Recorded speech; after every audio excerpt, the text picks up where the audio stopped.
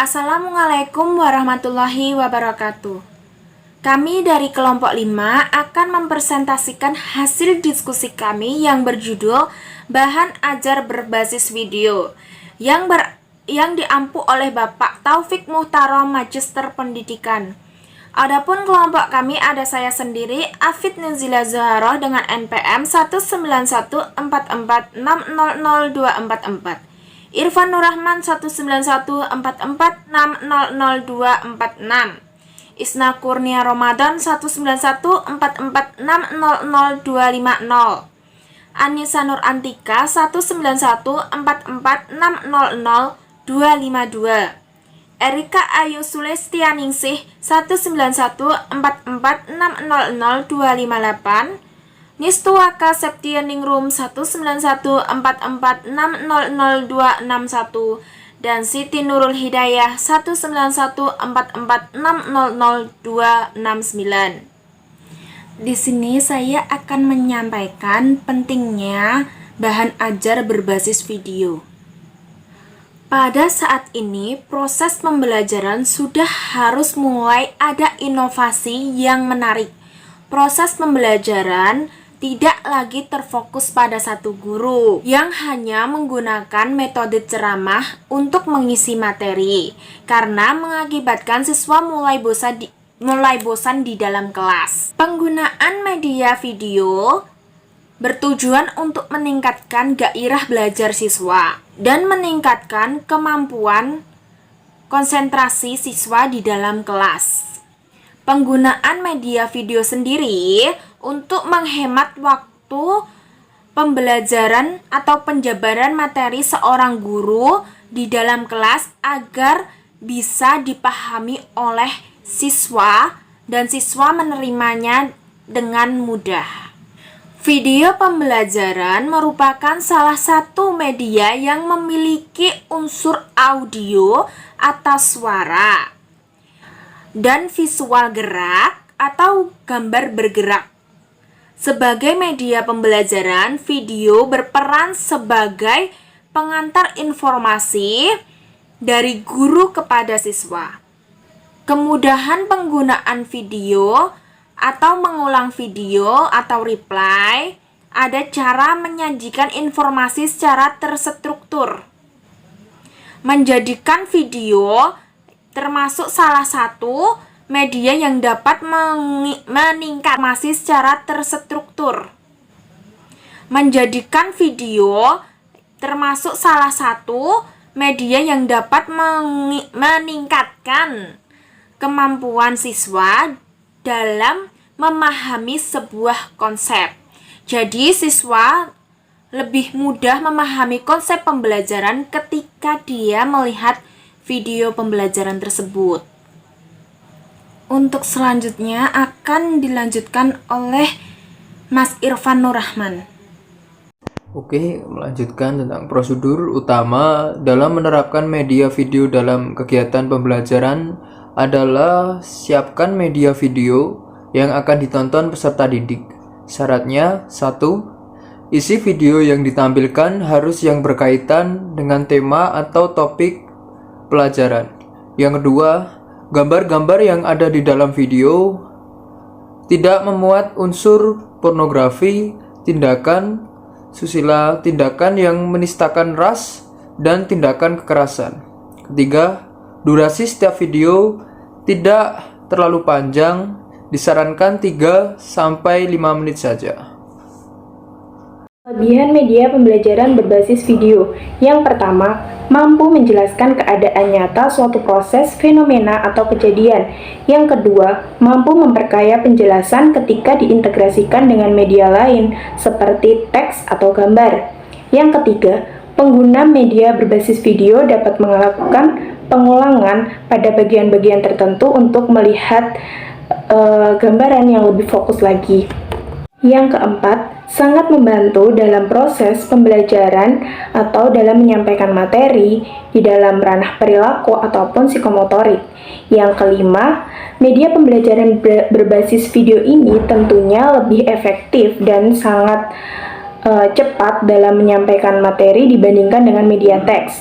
Yang keenam, yaitu mampu menunjukkan atau menjelaskan secara jelas simulasi atau prosedural suatu langkah atau cara. Saya akan menjelaskan materi tentang kelemahan media berbasis video. Kelemahan media berbasis video yang pertama, sebagian orang kurang konsentrasi dan kurang aktif dalam berinteraksi dengan materi yang terdapat dalam video, karena mereka menganggap belajar melalui video lebih mudah daripada belajar melalui teks. Yang kedua, penjelasan melalui video juga tidak berhasil membuat peserta didik menguasai sebuah materi secara rinci, karena dia harus mampu mengingat rincian setiap sesi yang ada dalam video. Pendapat lain tentang kelemahan media berbasis video yaitu Cecep Kustandi mengungkapkan beberapa keterbatasan dalam menggunakan media video pembelajaran, yaitu pengadaan video umumnya memerlukan biaya yang mahal dan waktu yang banyak. Pada saat diputarkan video, gambar, dan suara akan berjalan terus sehingga tidak semua siswa mampu mengikuti informasi yang ingin disampaikan melalui video tersebut. Video yang tersedia tidak selalu sesuai dengan kebutuhan dan tujuan belajar yang diinginkan, kecuali video itu dirancang dan diproduksi khusus untuk kebutuhan sendiri. Nah, selanjutnya ada unsur-unsur bahan ajar berbasis video. Yang pertama ada teks, kedua ada gambar, ketiga ada suara atau audio, dan keempat ada animasi. Yang pertama teks. Teks terdiri dari unit-unit bahasa. Nah, biasanya teks ini terdiri dari beberapa kalimat. Dalam bahan ajar berbasis video, teks ini dapat menjelaskan makna dari video tersebut. Yang kedua ada gambar. Gambar ini dapat meringkas dan menyajikan data kompleks dengan cara yang baru dan lebih berguna. Gambar juga berfungsi sebagai ikon untuk menggantikan sebuah teks. Nah, gambar ini juga berfungsi sebagai pemicu yang bila mana diklik akan muncul atau menampilkan objek atau multimedia yang lain. Dan yang ketiga ada audio atau suara. Suara dalam bahan ajar berbasis video sangat penting karena dapat memberikan kemudahan bagi peserta didik untuk memperhatikan materinya. Selanjutnya ada animasi. Animasi ini tentunya juga sangat penting dalam bahan ajar berbasis video karena dengan adanya animasi, maka peserta didik dapat lebih tertarik untuk belajar. Selanjutnya yaitu langkah pengembangan bahan ajar berbasis video.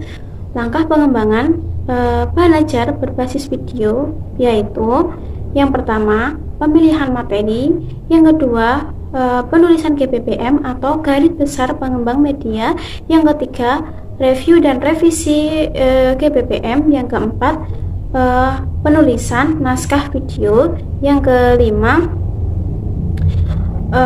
review dan revisi produk, yang keenam, pembuatan video. Pengembangan bahan ajar video hampir mirip dengan pengembangan bahan ajar audio. Tim pengembang bahan ajar video terdiri dari beberapa personel yang melakukan kolaborasi dengan spesifikasi keahlian sebagai berikut. Yang pertama, penulis naskah. Penulis naskah bertanggung jawab terhadap aspek kreativitas dan pembelajaran video. Yang kedua yaitu ahli materi. Ahli materi bertanggung jawab terhadap kualitas substansi isi program atau video. Yang ketiga yaitu aspek media. Aspek media bertanggung jawab terhadap aspek tampilan dan kualitas pembelajaran atau video. Keempat yaitu produser. Produser bertanggung jawab terhadap aspek teknik dan penyelesaian video. Kesimpulan dari materi ini adalah bahan ajar berbasis video dapat mengembangkan kemampuan guru dalam memberikan materi pembelajaran. Dalam pembuatan bahan ajar, guru harus menyesuaikan dengan karakteristik siswa dan lingkungan. Perkembangan iptek dunia sekarang ini sangat memberikan pengaruh kepada dunia pendidikan. Pada saat ini, proses pembelajaran sudah harus mulai ada inovasi yang menarik. Proses pembelajaran tidak lagi berfokus ke satu guru yang hanya menggunakan metode ceramah yang mengakibatkan siswa mulai bosan di dalam kelas. Penggunaan media video bertujuan untuk meningkatkan gairah belajar siswa dan meningkatkan kemampuan konsentrasi siswa. Sekian yang dapat kelompok kami sampaikan. Kurang lebihnya saya mohon maaf. Saya ucapkan terima kasih. Wassalamualaikum warahmatullahi wabarakatuh.